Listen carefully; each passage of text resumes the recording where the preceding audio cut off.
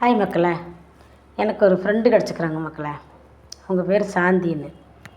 அவங்க அவங்க நல்லா பேசுகிறாங்க, நல்லா இது பண்ணுறாங்க. ஆனால் என்னென்னா, தெருவோரங்கள் இருக்கிறதுனால அவங்கள யாருமே இது பண்ணுறதில்ல. யார்கிட்டையுமே கையேந்தி பிச்சை கேட்குறதில்ல மக்களே. அவங்க ஒரு இடத்துல அவங்க பாட்டு உட்காந்துக்கிறாங்க. அவங்க உட்காந்துட்டு யாராவது என்ன மாதிரி யாராவது பார்த்து கொடுத்தா வாங்கிக்கிறாங்க. சாப்பாடுக்கு அப்புறம் கொடுத்தா வாங்கிக்கிறாங்க மக்களே.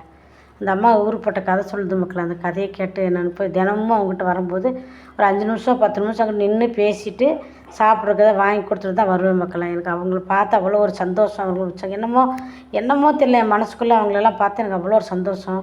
ஒரு நல்ல ஒரு ஃப்ரெண்டுங்களை பார்த்தா கூட அந்தளவுக்கு சந்தோஷமாக இருக்குமான்னு தெரியல. இவங்களை பார்த்தா எனக்கு அவ்வளோ சந்தோஷம். எனக்கு என்னமே தெரியல மக்கள், அவ்வளோ ஆசை. அவங்களோட போய் நின்று பேசிவிட்டு அவங்களுக்கு சாப்பிட்றதுக்கு எதாவது வாங்கி கொடுத்துட்டு அப்புறம் தான் நான் வருவேன் மக்களே. நீங்கள் பத்திரமா பார்த்து போங்கம்மான்னு சொல்லுவாங்க. நீங்கள் எங்கே வேலை செய்கிறீங்கன்னு கேட்பாங்க. இதெல்லாம் பார்க்கும்போது எனக்கு ரொம்ப அது என்ன சொல்கிறது, அளவுக்கு அதிகமான ஒரு மனசுக்குள்ளே ஒரு சந்தோஷமும் மனசுக்குள்ளே ஒரு என்ன சொல்லுவாங்க, அது என் மனசு உண்மையில் துள்ளி குதிக்கிற மாதிரி இருக்கும் மக்களே. அவங்களெல்லாம் பார்க்கும்போது ரொம்ப சந்தோஷமாக இருக்குது. அவங்க நல்லா பேசுகிறாங்க, என்கிட்ட நல்லா பேசுகிறாங்க. நான் சாப்பாடெலாம் வாங்கி கொடுத்துட்டு வந்தேன்.